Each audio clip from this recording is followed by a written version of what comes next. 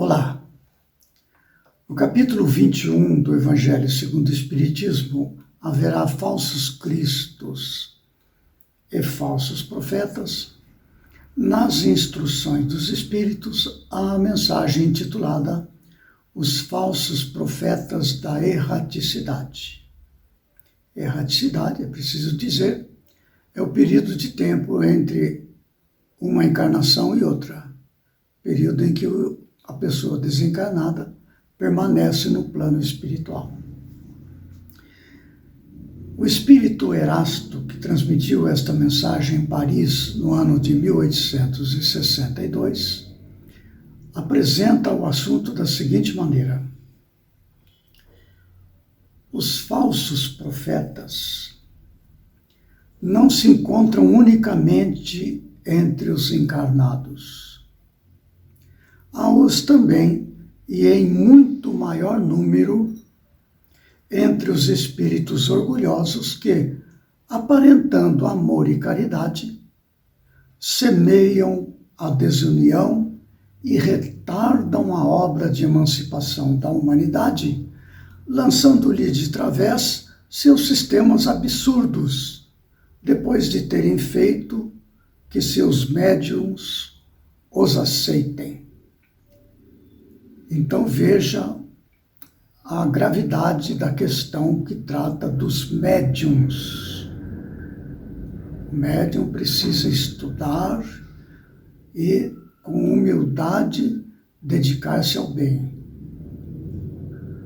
para então poder ser intermediário de mensagens que favoreçam a evolução moral da humanidade. Senão, estará sujeito à fascinação exercida por algum espírito orgulhoso que tem interesse em dominar e transmitir as suas ideias. O espírito Erasto, ele apresenta alguns critérios para que a gente possa identificar estes espíritos que são falsos profetas da erraticidade. Através das suas mensagens, através das suas palavras por meio do médium, ele busca enganar, busca falsear, transmitir os seus erros. Então, eu destaquei aqui ligeiras frases que se referem a esses critérios para reconhecer e, eventualmente, desmascarar esses falsos profetas da erraticidade. Então, vejam, são eles, esses espíritos, que espalham o fermento dos antagonismos entre os grupos, que os impelem a isolarem-se uns dos outros e a olharem-se com prevenção. Ora, se a gente percebe que através de um espírito, utilizando-se de um médium, apresenta suas ideias nesse sentido, para levar os grupos a se antagonizarem, ficarem uns contra os outros, ou para se isolarem uns dos outros, aí nós já sabemos que se trata de falso profeta. Um outro critério que o espírito Erasto apresenta é o seguinte: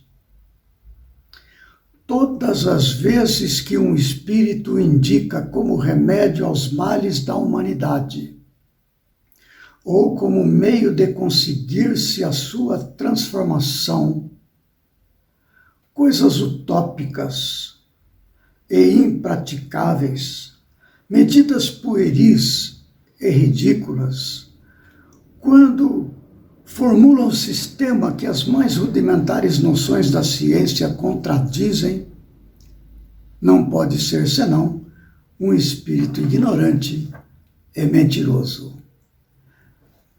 Nós já vimos nos vídeos anteriores deste capítulo trazendo os alertas da espiritualidade para nós encarnados acerca dos falsos profetas encarnados e eventualmente desencarnados, trazendo alertas para que venhamos a ter atenção, utilizar a razão, não a emoção. Porque fulano de tal, então está correto. Não é assim. Nós temos o critério pessoal, o livre-arbítrio, de identificar segundo os nossos entendimentos, daí a necessidade de estudar, de prestar atenção, de ficar atentos. Não para julgar o médium, para poder diminuir o médium, não. Até pelo contrário, para orientar com palavras adequadas, criteriosas, porque está sendo alvo de mistificação de espíritos enganadores. Então, esses alertas são muito oportunos, especialmente para nós espíritas, que lidamos com a mediunidade, com as informações advindas do mundo espiritual e assim por diante. Há um outro critério apresentado pelo Espírito Erasto, que é o seguinte: se dois princípios se contradizem, achareis a medida do valor intrínseco de ambos, verificando qual dos dois encontra mais ecos e simpatias. Às vezes nós temos um conjunto de ideias que nos são apresentadas como novidade, mas que não atraem seguidores. Pelo contrário, diminui cada vez mais o número de seguidores. Este é um critério, porque há uma sabedoria própria das massas humanas. Enquanto uma ideia aumenta o número de seguidores e a outra diminui o número de seguidores, este é um critério também para nos chamar a atenção a respeito das ideias, se advém de falso profeta ou não. Muito curioso que o Espírito Erasto nos chame a atenção para isso, para observar não só o texto, mas como esse texto é recebido pelas massas humanas, como aconteceu com a doutrina espírita. Quando Kardec a trouxe para o mundo, ela só ampliava-se pelo mundo todo. E outras doutrinas, tidas na época de Kardec como doutrinas de grande sabedoria e libertação humana, foram diminuindo, os que hoje praticamente inexistem. E a doutrina espírita só cresceu com o tempo. Esse é o critério a que o Espírito Erasto se refere. E ele nos alerta ainda, o Espírito Erasto, para esse contexto de falsos profetas da erradicidade. Ele diz como que nós devemos proceder. Ele fala assim: repelir sem condescendência todos esses espíritos que se apresentam como conselheiros exclusivos, pregando a separação e o insulamento. Se vier notícias da espiritualidade através de um médium que induza à separação e ao insulamento de grupos, pode saber, é falso profeta, tem que repelir mesmo, sem dúvida nenhuma, porque é exatamente contrário ao interesse do espírito superior esta questão de separar os grupos e isolá-los. Porque separados e isolados, eles são mais facilmente mistificados e enganados. Está lá no livro dos médiuns. Allan Kardec já vinha advertindo para esta questão da obsessão, não é? Ele fala mais adiante: em geral, aqui é este alerta também, como proceder, né? Em geral, desconfiai das comunicações que trazem um caráter de misticismo e de singularidade, ou que prescrevem cerimônias e atos extravagantes. Esses são aspectos que possivelmente a gente identifique com mais facilidade, porque se referem a procedimentos de natureza material. Então, não é condizente com uma orientação espiritual que tem por meta conduzir a humanidade para a sua espiritualização, para a superação do predomínio da matéria sobre o espírito, do ego sobre o self.